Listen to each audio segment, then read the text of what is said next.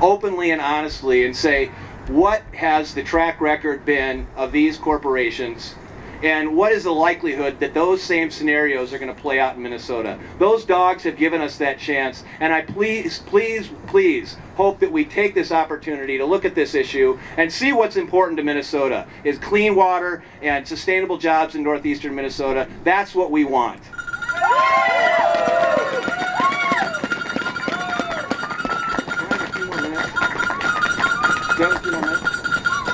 Steve, I have a few more minutes? Yeah, okay. All right, thanks. I just want to tell you a little bit about how this idea came for us to run the dog team down here. About a year ago, thanks. About a year ago, a good friend of mine died of brain cancer. His name's Dan Sims. And Dan and I were friends and partners in many outdoor adventures in the Boundary Waters and all over northern Minnesota. I taught with Dan at Bemidji State University, and Dan was a relentless champion for the outdoors, for the environment. He taught both environmental studies, but he also worked with the Soil and Water Conservation District, and he encouraged me to run for office in the first place.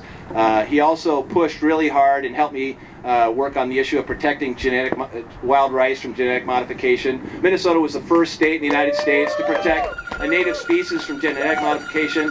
I got that. Dan was the one who pushed me to really work on that. There was a lot of my friends in Leech Lake and White Earth and Red Lake that were also very supportive. But that came from Dan. To me, that's how I got started on that issue. And Dan was diagnosed with brain cancer 8 years ago. The year before I ran for office the first time. And he knocked doors with me. He went out and went to all the campaign events, and he busted his butt for me to get elected both times I ran for office. And then he continued to work on behalf of the environment to the end of his life. And down here in St. Paul last year, Conservation Minnesota awarded him the Citizen Conservation Award of the Year. And at that award ceremony, he said, who will protect Minnesota's environment, clean water, when we're gone? And I said to Dan, and I was no longer in office, and I was just guiding and spending time with my wife and running our dogs, and I went up to Dan and I said, Dan, I'm not done yet. I'm not done yet. I promise you.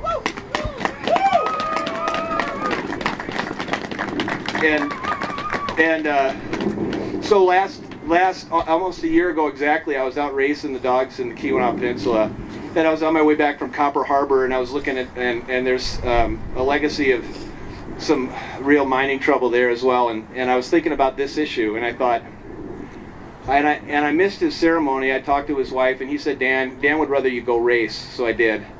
And I was thinking about Dan, and I said, you know, these dogs are going to take this message to St. Paul. And that was a year ago I thought of that. The dogs and Dan gave me that inspiration, and it's taken a year to make this thing happen. And I just want to thank you, Dan, if you're listening. This is for you. Thank you.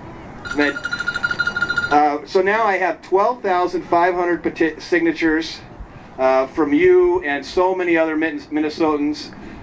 Many of them came up to me personally, hundreds of them on this trip down, and said, please bring this message personally to the governor.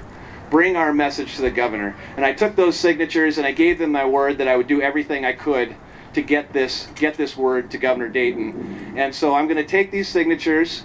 Thank you all for doing this, for giving me this chance, giving us this chance. And I'm going to take them up to the office, and I'll respectfully wait for Governor Dayton so I can give them to him personally.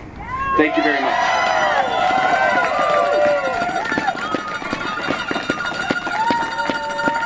Thank you so much, Frank. And Frank, that's a tremendous personal story. And the most compelling part is, as a citizen, he said, I'm not done.